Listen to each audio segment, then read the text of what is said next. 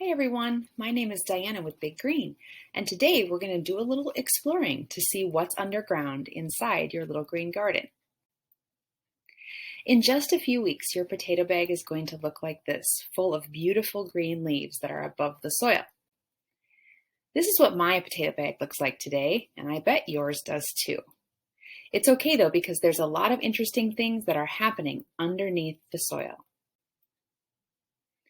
It takes between 70 and 120 days for potatoes to complete their life cycle. That's between 3 to 6 months, depending on the type of potato.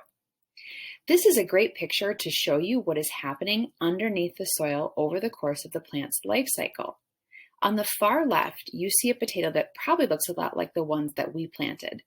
Ours were cut into segments, but sometimes you can plant the whole potato as well. Over time, those little buds are going to sprout and poke through the soil, creating beautiful leaves and flowers on top. Here's a closer look to see what happened.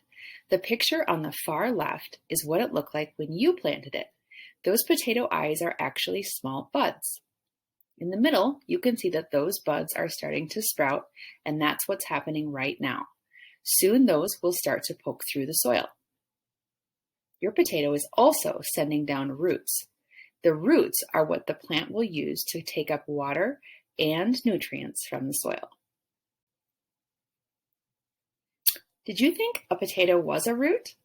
Actually, potatoes are stems. They're a very special type of stem called a tuber. Not all stems grow above the ground, and a potato is one example of that. Potatoes and other tubers are actually a swollen part of the plant's stem that grows underground and stores lots of nutrients for the plant. That's why tubers are great for people to eat, and they're good for the plant too. Have you heard of some of these other kinds of tubers that people eat? The first one is a picture called jicama. It's about the size of a grapefruit or a softball, but it looks like it's been squished a little bit. You can eat jicama raw or cooked, and it is delicious. In the middle is yucca or cassava. This is very common in West African types of food. And on the far right is taro. This you find in meals made on the Pacific, like in China, some of the Pacific Islands, and even Hawaii. So what is your prediction? How many weeks do you think it will take for your potatoes to start showing stems and leaves above the soil? Make a guess and write it down. Make sure in the meantime to keep watering your plant. Bring it in and outside depending on the weather. We'll see you next week.